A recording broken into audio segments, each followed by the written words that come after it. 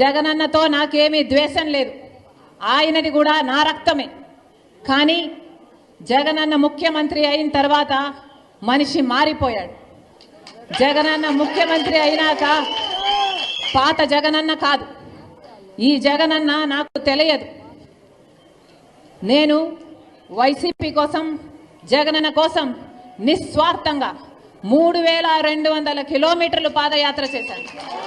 నా ఇంటిని పక్కన పెట్టి, నా బిడ్డలను పక్కన పెట్టి, నా సర్వస్వాన్ని వదులుకొని ఎండనక వాననక రోడ్ల మీదనే బతుకుతూ నెలల తరబడి 3200 కిలోమీటర్లు నిస్వార్థంగా, ఏ పదవి కాంక్ష లేకుండా నిస్వార్థంగా వైసీపీ నిలబడాలి అని, ఆ రోజు ఆ పార్టీకి ఇంకా ఉనికే లేకుండా పోతుందేమో అని భయపడుతుంటే ఆ పార్టీ ఆ భారాన్నంతా నా భుజాన వేసుకొని ఒక్కదాన్ని, ఒక్క మహిళ 3200 కిలోమీటర్లు పాదయాత్ర చేశారు.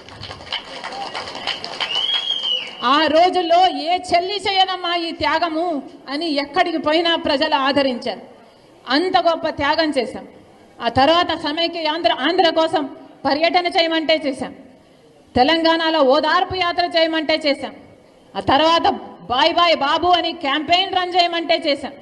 ఎక్కడ ఏ అవసరం ఉన్నా, ఏ పదవిని కాంక్షించకుండా, నాకిది కావాలి, నాకిది చెయ్యి అని అడగకుండా ఒక సామాన్య కార్యకర్తకైనా పర్వాలేదులే అనుకొని ఆ రోజు అంత త్యాగం చేస్తే ఈరోజు అదే వైసీపీ పార్టీకి అవేవి గుర్తులేదు.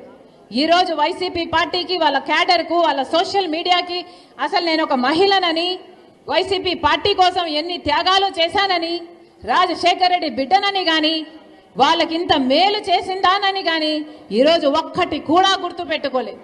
ఈరోజు మూకుమ్మడిగా నా మీద దాడులు చేస్తున్నారు. సిగ్గు ఎగ్గు లేకుండా, ఉచ్చం నీచం లేకుండా వ్యక్తిగతంగా నన్ను టార్గెట్ చేస్తున్నారు.